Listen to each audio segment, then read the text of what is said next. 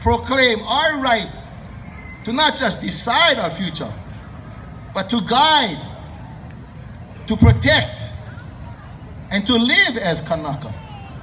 That to destroy and continue destroying of the sacred places are a direct assault upon who we are as a people. And anyone know it's not something that we cannot share? The Mauna has been shared too much. You have 13 telescopes already in the Mauna talking about we can share the Mauna. Who is kept off Mauna Kea right now? And they talk about sharing the Mauna.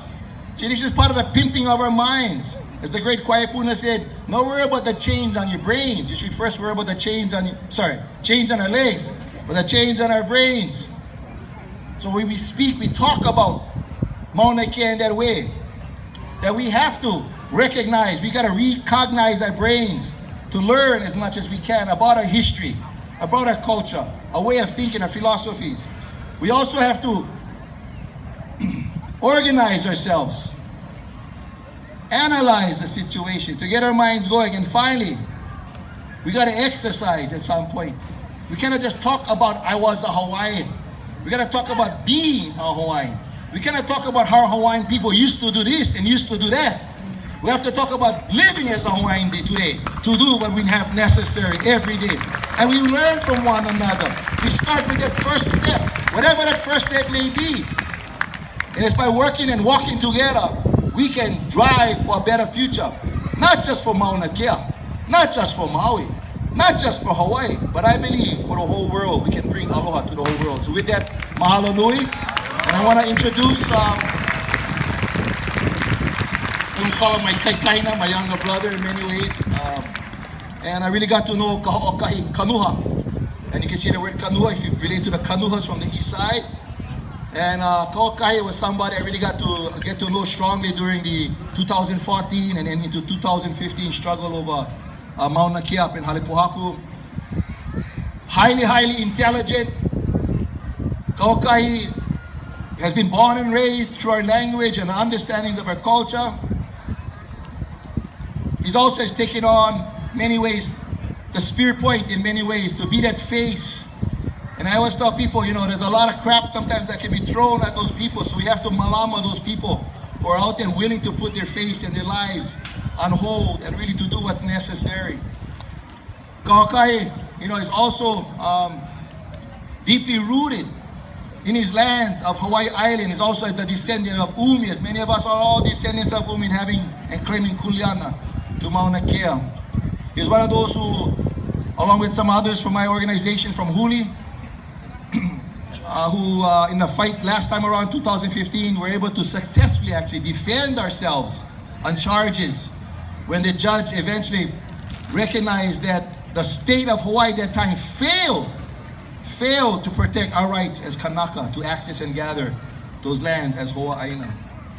So we're in a very important time in our lives, and I just want to introduce my younger brother coming from Kona, Kaho'okahi Kanuha. Mahalo, brother.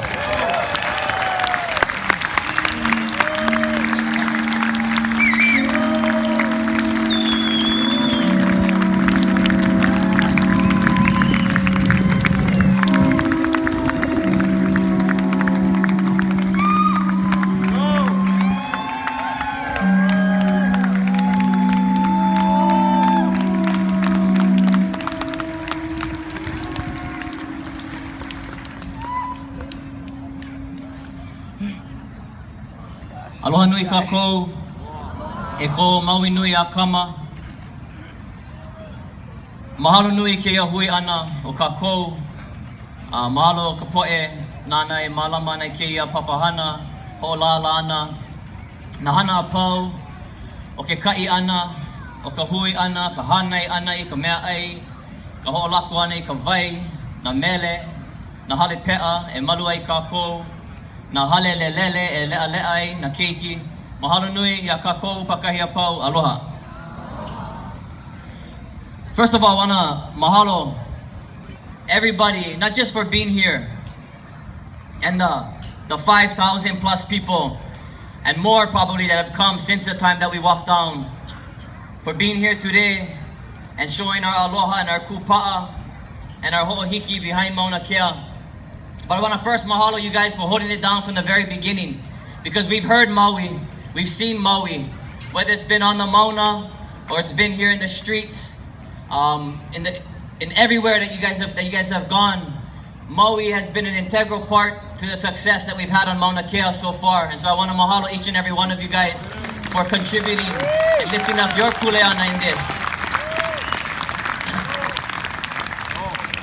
You may hear sometimes, especially from the other side, with the government, and even sometimes from individuals, about Mauna Kea being a moku keawe issue, a Hawai'i island issue. But I'm not foolish. I know that's not the case. I know that Mauna Kea is a pai aina issue. It's a lahui issue. It's a human issue. And so we need everybody's kako'o. We need it. That's the only reason why we're winning at this point. If it was just Hawai'i Island, we might have been taken out 2 weeks ago. But it's because people like you make the sacrifice, whether it's physically, emotionally, the mental side, the financial side, to go to Mauna Kea, to leave our ohana, to leave our kuleana. Some of us are animals, our mala, whatever our community engagements and our kuleana that we have, so that we can go protect Mauna Kea. I know that it's a sacrifice, and they talk about on their end, the state being afraid of the financial sacrifice they're gonna have to make if TMT is not built here. But we're not afraid of that sacrifice. We make it every day because we know that's the only way we're gonna achieve what we need to achieve. They're not gonna give it to us. They're not gonna make it easy. We need to engage. We need to realize the power that we have. When we look at our history and all of the things that we've achieved, we never voted to stop the bombing of Kaho'olawe. We never voted to legalize Olelo Hawai'i again in our schools. Whatever progress and steps forward that we have made as a lahui, we did that ourselves. Any legislation, any policy, any vote, those are all the results of Kanaka not leaving it in the hands of the powers that be. Not huli kalima iluna and hoping that someday someone will give us something. But the huli kalima ilalo, ola. We've taken it. Mauna Kea will be no different. And that's what we're seeing. We're seeing the power of a unified people. And mahalo kalekoa, he did leave me some things to talk about. But he says all the time, and it's so hard to talk after kalekoa because I get like 99% of my materials from him.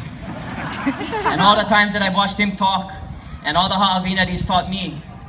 But he says all the time, the greatest fear of the state of Hawaii is a unified Hawaiian people. The greatest fear of the state of Hawaii is a unified Hawaiian people. And that's why they're stuck right now.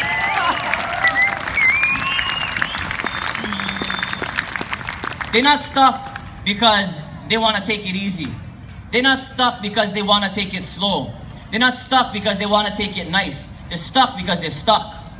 They don't know what to do.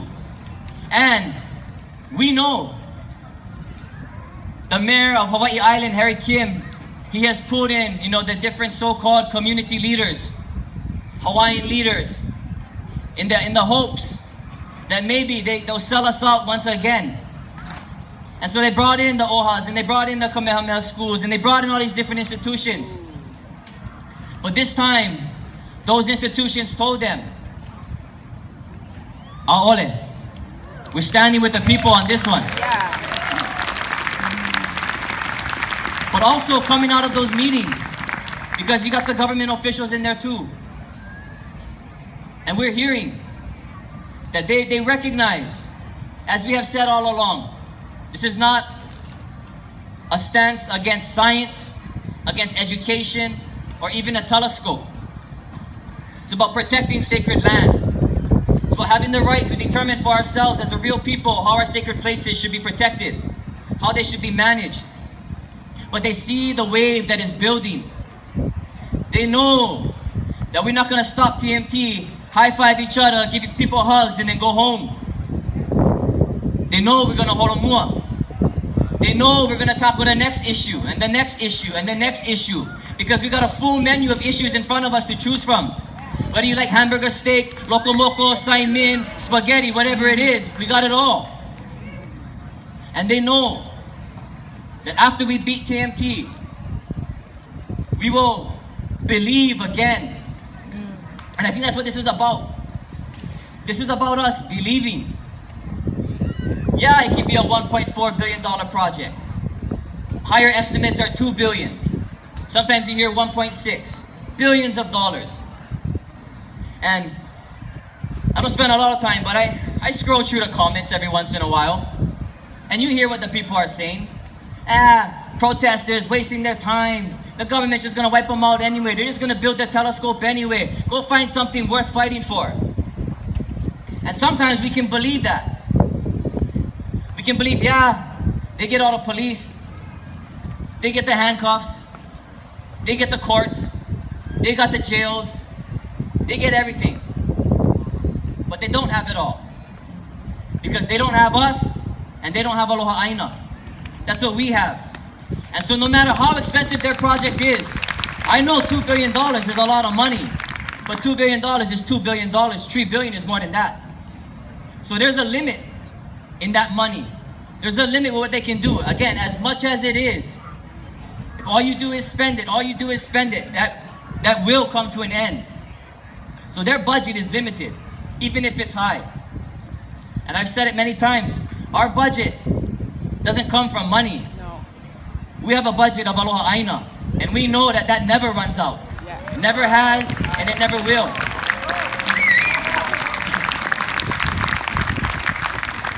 But again, going back to believing that we can do what people might want us to think is impossible, what people might want us to think is not worth doing.